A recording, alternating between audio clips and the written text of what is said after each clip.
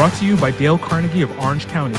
This is the 411 on Leadership podcast, where we discuss common sense leadership practices with executives in Southern California to transform you into the leader people want to follow.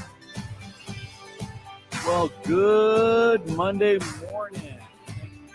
On Leadership Podcast.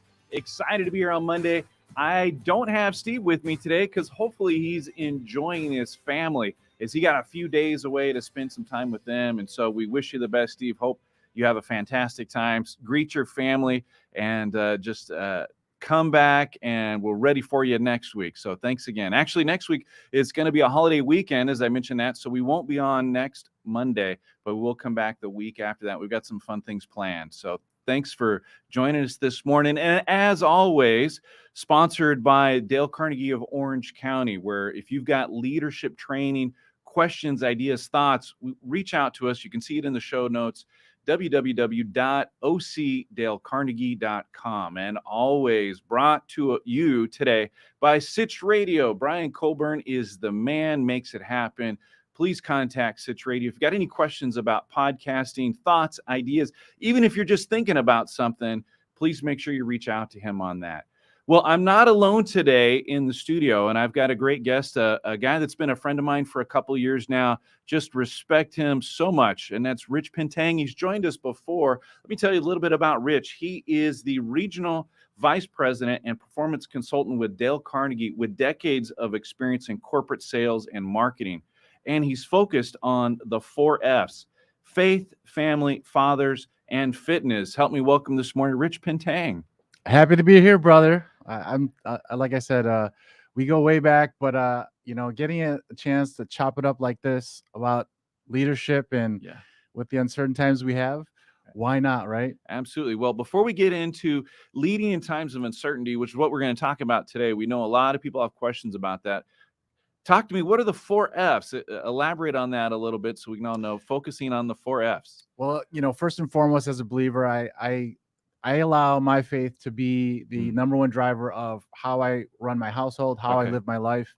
And that's very much, the foundation of exactly where I came from, born and raised in Chicago. So I could tell you that if I would thank my parents for anything, it's the faith that they've given to me and that I can give back to the next generation in my children in my community. Okay. But as far as it goes with my fatherhood and the family itself, I take that very seriously. And and I know that we need leadership in those senses also. And every day is a chance to do just a little bit better. Because it's one thing to do what's right when people are looking, but it's another thing to do what's right when no one's looking. And our kids are sponges. Yeah. They see it. So you either live those values or you're a hypocrite. And I choose one or the other.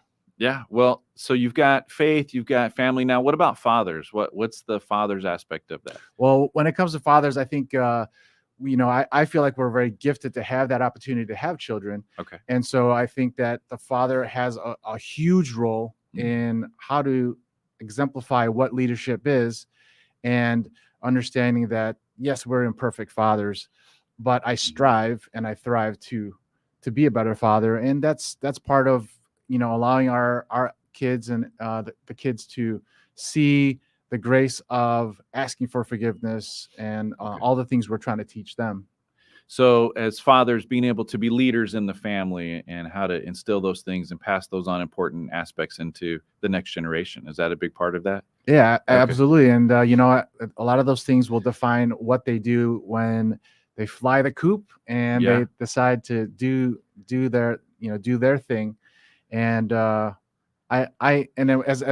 as it relates to the fitness part of it, I would tell you, John, I'm looking forward to be that old wrinkled great grandfather rolling around with the kids. And don't let this this jacket and this this great shirt fool you. I can roll around with the kids and throw the football around and tackle them and do all the great things that kids want. And to me, that's the joy of living a carefree life.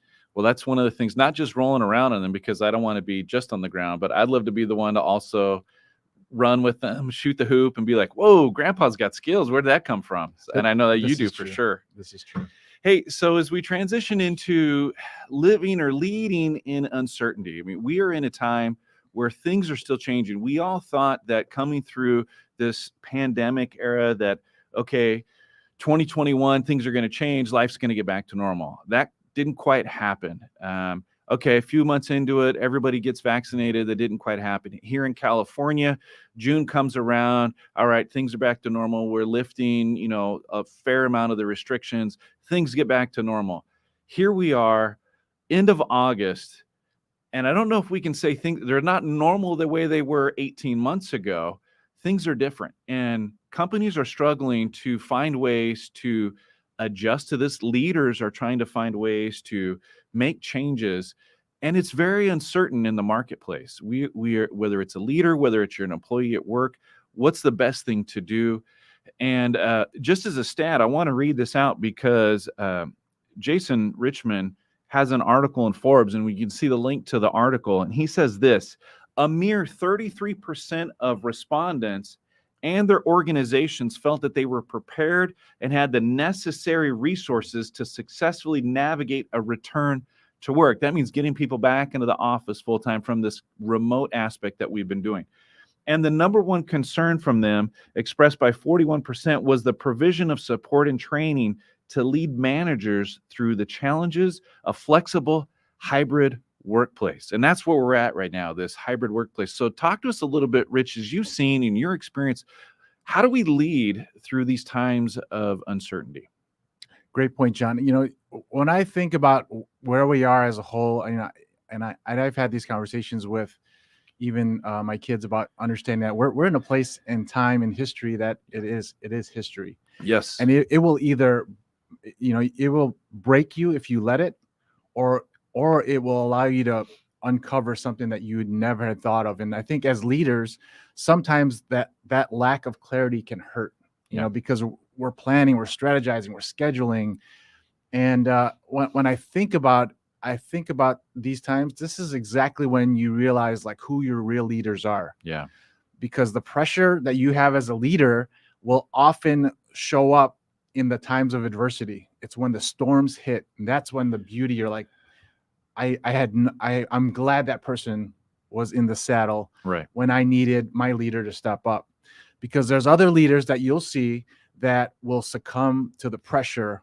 They'll hide, the door is closed. Yeah. And as a leader, if you let that pressure get to you, you're going to find that you're not going to be able to make solid decisions. Yeah. And a lot of that decision making is so important for the people that follow you and the people that follow them. Departments, organizations, West Coast, East Coast, regardless of the capacity of your leadership, they are going to turn to you, and you need to stop, think, and understand that this is where you build a little bit of resilience about how we navigate the changes that are occurring, because like you've always heard, expect the unexpected because it's coming. Right. It is something for leaders to make this adjustment. They're trying to figure out, do I give my team full flexibility, but yet there's other things that we've got to do, whether it's office or it's shop based. I mean, obviously, if you're in a shop, probably the vast majority of your team needs to be on site. But there's others. Maybe it's your sales and marketing team. What about some of the office people? Can some of this be done? And trying to balance that and leading through this. And you talked a little bit about resilience. So how does resilience, Rich, play into this? And by the way, I'm going to interject here. We're listening and we're having a conversation with Rich Pintang from Dale Carnegie of Orange County. And we're talking through leading through times of uncertainty, or leading through uncertainty, as we're in that kind of phase here, is companies are looking to find ways to make adjustments to this situation of our COVID-19, which has continually been changing. We thought we had that settled, 6-8 months ago, and now things are still in that. So, Rich, what does the resilience look like for a leader? I think you have to always remember that it's the people that are doing the work. The organizations, you know that the metrics are the metrics. You're always looking at KPIs and things that you know how well your organization is running, but Let me, it's the flexibility part of it. just in case there's somebody who doesn't know what KPIs are. You said we're looking at KPIs. So what are KPIs? As far as key performance indicators, Okay. you know, to me, the health of your organization is far beyond what's on the spreadsheet Yeah. or the graph that you're often looking at. Us at Dale Carnegie, what we're talking about the emotional change in a person, and then it goes off to the behavioral change, and then off to performance change. And it's that equation that we follow. And a lot of times in an organization, when you're growing so quickly, or you're so rigid with a lot of what you're used to doing, today's business climate is just not the same as it used to be. And if you're going to be too rigid and you can't find yourself being agile, then you're going to find that, you know, these are the conversations that I'm having regularly, you know, allowing just conversations to open up creative ways to approach all the stress and the overwhelming feelings people have. Right. And then part of that is just to be agile with the current environment. So being able to, in a sense, have the courage to be flexible, because there's certain things that we've gotten used to. You know, this is the way we've always done it before. This is the way the business climate has always done it. So what it sounds like you're saying is one of those key things is find ways to be flexible, to make adjustments through this process. Is that part? You'll almost have to, because you have to keep in mind that, you know, an organization is going through things that you could never plan for. But how much more for your workforce? Yeah. Because your workforce is going through so many personal and professional challenges that you have to keep in mind that there has to be some kind of reassurance coming from their leadership. Yeah.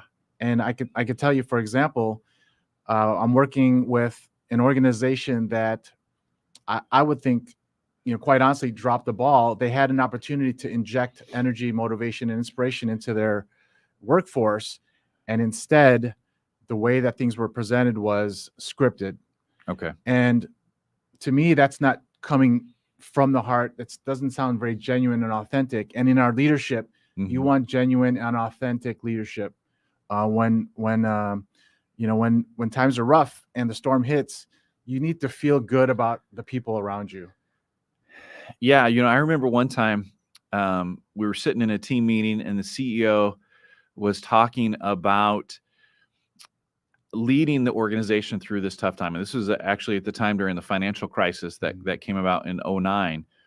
And this was about 2011. We kind of worked through some of those things. And it was, you know, when it was a call for loyalty, it was a call for, you know, giving some of that discretionary effort that we talk about in Dale Carnegie. And it was weird to me, because it was, you never had those moments where you realize how something could have been done better. And it was like the stand up at the podium and like, hey, and I was like, you know what? If he would have come down the stairs and stood down amongst the tables and the chairs with us and said, you know what? I'm reaching out to you because this, and made it more of that heartfelt, like you said, like if he'd have poured us and said, hey, we're going to get through this, but we're going to need everybody to come together. I felt like it would have been so much more meaningful, so much more impactful to kind of, and we've talked about before, there's this openness, the being vulnerable as a leader. And you talked about, and one of the things earlier was communication and how key communication is through this process. So crucial. You know, there's, you know, when I was kind of preparing for this, I was thinking, you know, there are certain C's that come to mind. And when I think of the C's, I'm thinking of communication, but clear communication and concise communication. And this comes to mind because I think that sometimes it always seems like it's just a directive. It's just always, you know, yes, delegating, but also stopping to realize, like, where is this person and how are they doing in there? And that part of that is the empathetic servant leadership. Yeah. Can you tell where that person is and are they motivated to do their task despite what's going on in their household? And the communication part of it has to be done in a very tactful way. And keep in mind that those that they're responsible for, they may be communicating in a very poor way, right? Which means it's going to hinder their performance and what the impact they have on their you know, their day-to-day operations. So you're saying, so if you're a senior leader and you're communicating, you're saying those that reporting to you, they're dealing with frontline, and you're being concerned about how that communication's getting to those frontline employees, that they're getting the same message that you're trying to communicate, right? Yeah, It's kind of like telephone. it is exactly that. And you took the words out of my mouth, because that's what happens. And a lot of times, for example, when I was running a sales organization, I always made sure that I had conversations in close quarters. Yeah. But at the same time, I was always in the bullpen, and I was always pumping these guys up, because I have no idea how their last two appointments were, Mhm. because I wasn't there. But at the same time, I wanted to know that I have a vested interest in them and their success. And sometimes as an organization, you just want to feel like you're heard and seen. And a lot of us don't realize that working remotely, sometimes you feel like you're on an island, like you're alone. Yeah. And that's what happens. But I try to instill into each of the people that I happen to interact with. I'll make sure that they can recognize, what can you control now, today, Okay. and not worry about tomorrow yet. And I mean, part of the Dale Carnegie principle that I kind of naturally came to was to create happiness for others. And it just might be a 2-minute conversation with somebody, or it might be someone that's just had a tough weekend. Right. But to try to shake that off and allow them to realize, hey, I'm gonna seize this opportunity. Yeah. Those are the times where, as leaders, we have to recognize that there are sometimes blind spots, because, for example, for myself, I'm very driven, so I'm go, go, go. Yeah. But throughout a day, I will take time to stop, reflect, and just like in a game, at halftime, you make adjustments. Right. So we're having a conversation today with Rich Pintang about leading through times of uncertainty. I mean, we're kind of in that. We're still going through that here with dealing with things from the coronavirus and all the types of regulations, so forth. So you touched on, and there's a lot of things I want to unpack with you. And by the way, if you've got questions for Rich, please make sure that you comment, you like, subscribe. Let us know that you're there. We want to get to your questions so that we have a chance to bring those forward. But before we get to one of those, you'd mentioned dealing with things that we can control and can't control. And I mean, we can't control things like regulation. We may have some mandates coming down. We've had an approval for a virus for the vaccine for the virus. And there may be things like mandates coming back to work. How does a leader deal with the controllables and uncontrollables, and how we approach those things? It's almost like the ambiguity. Okay. I'm often having pep talks with my daughter, who's in high school, and if she knew that I could care less about her grades and it's more about her effort, I don't know if her effort would go down. But I think, to me, it's about knowing that, yes, you have to put that work in, but you don't want to take on more work because you're stressed, just because you are concerned about the outcome or the results and the unforeseen future. And I think a lot of times we get caught into that, is we're so used to being able to plan accordingly. And in the climate we have, in our current business climate, yes, you can plan, but that a lot of that can go out the door, and it goes to contingency. Okay. Plan B, plan C. Yeah. And a lot of it, to me, is it comes down to just understanding, where are we today? What can I do today? And a lot of that starts with the mentality of, I'm going to give 100% today, this morning, in this meeting, or whatever you might be working on, the project itself. And a lot of that comes with the morale of your team, and are you exemplifying positive behavior? It's interesting that you talk about that. It reminds me of almost kind of like the disaster preparedness planning that a lot of companies are required to do, those emergency things. But typically those are short term, like, oh, we have an offsite workstation, or we've got offsite storage for our data.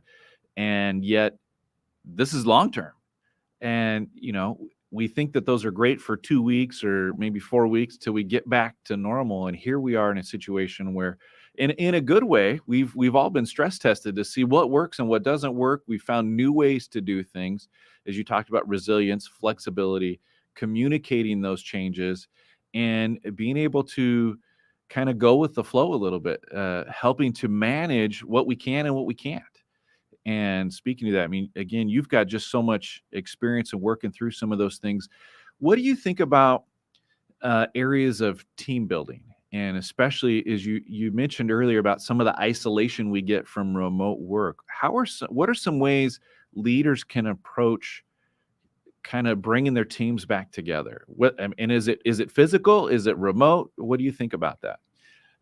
In my opinion, the way I see things, John, is there are organic ways to keep a team cohesive environment. Yeah. And a lot of that, I date it back to, simple things I would do to create team unity and synergy. And a lot of that was just something as simple as food. Okay. And if you feed them, they will come. It's funny. It's funny to think of, but a lot of that stirs up a lot of positive things when you can surprise a department with, hey, this is what I'm doing on Friday, so don't pack your lunch. They're like, why is that? And just because I think it would be cool for you guys to be able to share a meal without having to let's say be concerned about where you're going. And in their eyes, it's a nice gesture. Yeah. Right. And it allows people to talk. There's cross functionality there. Right. There's a human element to sharing a story that might have come from someone's weekend, for example. Because just if you think about how many different departments and aspects there are, the silos can get built. Right. And it is what it is. Like, I don't associate with that installation team or those supervisors because they're supervisors. But when you're huddled around, whether it's a picnic or it happens to be something at your office, breaks down the monotony that you typically have in an office or a factory type setting. And some of these things are just things that you can do without breaking the bank, and it's so effective. And there's something about food that, not to get technical, but it releases endorphins. Yes, and you have the positive feeling and a positive associations that go along with that. And now you've got your team talking together, as you said. Maybe there's been something where we all know, I mean, you deal with interpersonal communication as expertise, but sometimes people don't know they're sending out signals and, man, that guy's a jerk, and because he didn't talk to me getting coffee or whatever it is. And now you're sitting down together and you're splitting a pizza or a sandwich or whatever it is. And you get a chance to tell everybody, we all had issues with our kid this weekend, or we all had a storm, whatever it is. And so you get a chance to do that. I even heard of some leaders that we've worked with that handled that in some unique ways remotely. And their team is still remote, and they're kind of do one of those things where part of the team is in the office and part of the team is working remotely. So they did like a Grub Hub for everybody, and everybody got the meal, and then they all went on camera, and maybe they weren't on camera while they were eating, but they all went on the same Zoom call and were able to kind of fellowship together while eating remotely, but they were all doing it at the same time. And so that was something that a creative way that a leader was able to put that together. And so like we said, John, it's such a simple thing to do. Yeah. I mean, it takes a little bit of creativity, right, to do something like that. But imagine that you get 10 or 15% more productivity from those folks for the next 2.5, 3 weeks, just because you did that. It's not about the recognition for making that decision, but it's because you do want to show some kind of appreciation for the work that we as leaders don't always get to see, but we know it's getting done. And I think because there is so much ambiguity and things are not clear right now, John, it's even more important to remember that you want to feel comfortable that your leader is confident and that he's competent and that he feels good about the people that are around him that are going to help him or her make decisions. And if they don't feel like that, by golly, don't be surprised if the metrics start to show that. Right. And as we're leading through uncertainty, as we're talking through that today, I mean, one of those things is finding ways to celebrate. We've had so many things to get angry about, to get frustrated about, I mean, whatever it is, there's been a lot of junk. There's a lot of words that we can describe it. There's just a lot of stuff going on that's frustrating. Even driving right now, it's like, traffic's back again. There's so many things that can get to us, get under the skin.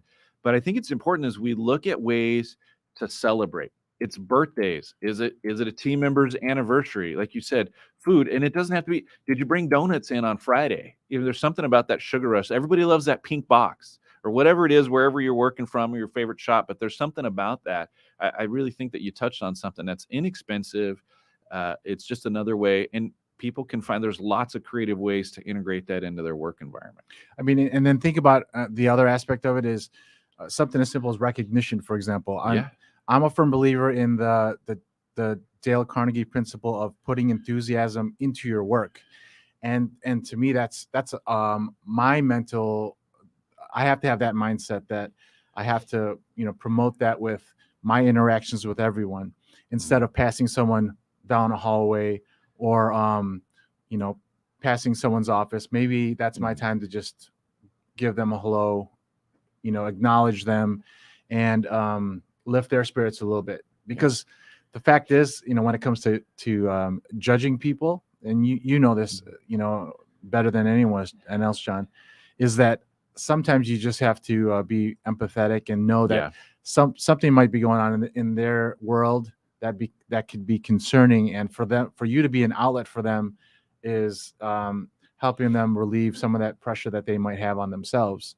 So those are the things you have to just know, that you can do small things daily instead of maintaining that culture daily and weekly, instead of trying to transform, which a lot of the clients I'm working with are trying to save themselves from a very poor culture that's been neglected for years and years and years.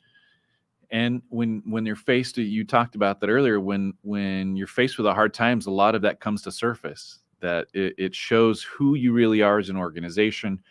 And I think as Jason Richmond talked about, that uncertainty of going back to work, communicating often with your team. And I really feel like as leaders, it's important that we show our team members that we care about them.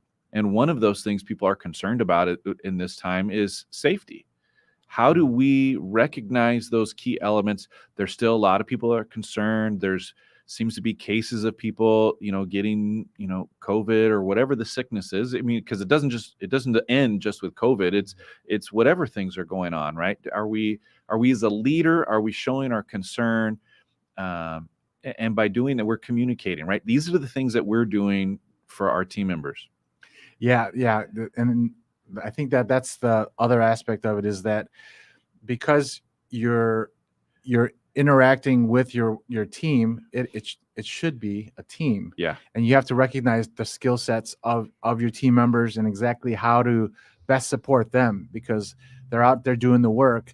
And, just by giving some recognition and encouragement, you'll find that can be very impactful, because sometimes you get into the monotony of your work and you forget that some of those small things are just there. And again, a blind spot that we as leaders sometimes fall into is, let me get back to my report. Right.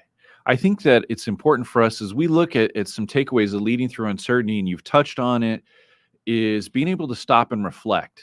Take time, schedule it into your calendar, time to sit back and say, did this day go well? Is it 5 to 10 minutes at the end of the day? What could I have done better? How can I plan for the next thing? Schedule time in for the week. What did we do right as a week? What about for the month? Did this project go well? Are we on task? Being able to reflect and review. I always think of this example. I remember in college, we would find ways to get into the neighborhood that had the jacuzzi. We know Steve and 223, whatever it is. And so we'd find ways to get there. We were playing soccer. We talked about sports, playing basketball. Everybody's like, let's go get in the jacuzzi. So we go to the complex, get in jacuzzi. You turn on the jets and you're all chilling. And then the jets go off. And there's that, okay, who's going to turn them back on? But there's also that sense that you look down and you see the leaves and the junk and the feathers from the birds, and there's all this stuff in the jacuzzi, and you only see that because there's a stop and there's a pause, and it's like, well, we could clean this out and so that next time it's clean, or do we just ignore it? We turn the jets on and we get going back on with our life. And I feel like a lot of times we just get so busy doing the work that we as leaders don't stop, take time, evaluate how can we make this better. We don't want to be in the dirty jacuzzi. That's terrible. Even sounds terrible, right? We all get the heebie-jeebies just thinking about it. But to be able to stop and take some time to clean that and to move forward. And as we're wrapping up our time, Rich, what's one thing that you think as a leader we're dealing with this uncertainty? Things are still in flux and still changing. What's something that a leader can do today to make a difference, either for themselves as a better leader or for their team? To me, I would think that it's a time where you can reflect on that you're going to be putting your best foot forward regardless. Okay. Because there's good times and there's bad times. But I would tell you that the learning, just like in a relationship, is in times of adversity and when the storms hit. That's when you can see what people are made of. Right. And I would tell the audience that, don't allow this to just be any just ordinary Monday. If you treated today like it was Friday, I would think your demeanor is a little bit different. Yeah. And it's about that mindset. So, embrace the pain, but also enjoy the game, is what I would tell you guys. Absolutely. Well, thanks so much for tuning in with us on this Monday once again as we talk through ways to make you a leader that people want to follow. And I encourage you, if you haven't yet, take a look at the Dale Carnegie website because there's a lot of practical tools. There's resources there. There's even free workshops, I understand, that you've got coming on for leaders. There's one that I always think of, especially as a leader is going through these things, dealing with strategic thinking and how to be strategic as a leader. And so I would encourage you to take a look at that. But we want to remind you once again that manager lights a fire under people, but a leader lights a fire in people. Thanks again for tuning in to the 411 on leadership. Hope your Monday is successful.